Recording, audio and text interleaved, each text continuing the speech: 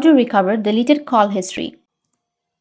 So if you want to recover deleted call history on your Android device, then what you need to do is you just need to simply open up your call log monitor, and you will have the call log monitor application. So you just need to simply go and install this application.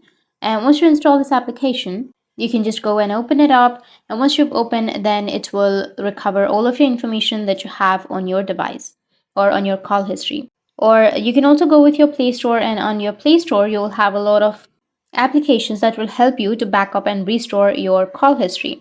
Like, for example, you can just simply search for SMS backup and restore, and here you will have the applications. So you can just simply scroll down and then find the application, any application that you're comfortable with.